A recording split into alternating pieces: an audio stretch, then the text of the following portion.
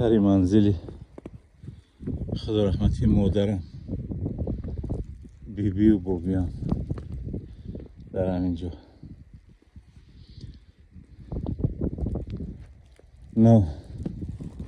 ناگه بودت از این جهانت ببرند، از حلقه یار و دوستانت ببرند.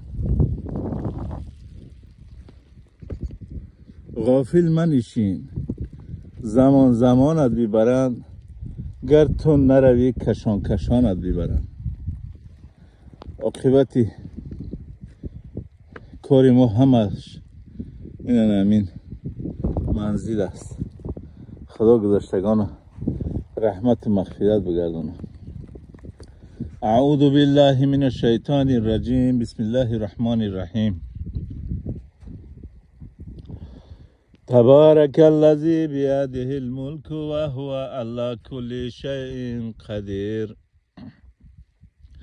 الذی خلق الموت والحیات لیبلوکم ایکم احسن عملا و هو العزیز الغفور. الذی خلق سبع السماوات طباقا ما تری فی خلق الرحمن من تفاوت فارجع البصر هل تری من فطور ثم ارجع البصر کرتین ينقلب الیک البصر خاسئا وهو حسیر. ولقد زینا سماء الدنیا بمصابیح وجعلناها رجوما للشیاطین واعتدنا لهم عذاب السعیر. وللذین کفروا بربهم عذاب جهنم بئس المصیر.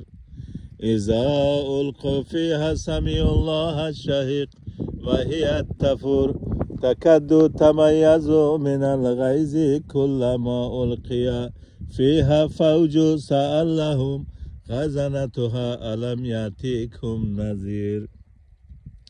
صدق الله العلی العظیم. سبحان ربک رب العزة عما یصفون و سلام علی المرسلین و الحمد لله رب العالمین. الهی آمین بخشیم سا و ثمره کلام الله را از برای زاگی حق سبحانه تبارک و تعالی بر روح پرفتوی حضرت محمد مصطفی صلی الله علیه و سلم و جمعی پیغمبران، اولیاء، انبیاء، بزرگان، شهیدان، پدران، مادران، بیبیان، بابیان، خصوصا بگذشتگان همین مکان و از همین جماعت طریق رحمت شایسته جنت شون بگردانه، روح شاد مزه و خیرش آباد بگردانه، خصوصا مادر ما بابی ببینم. خدای خداوند کریم، خدای خداوند کریم ما هر گناهی کردیم پاک و پروردگار ما را ببخشی. هر گناهی که ما داریم مادر پاک و پروردگار هیچی را ندید رفته دنیا.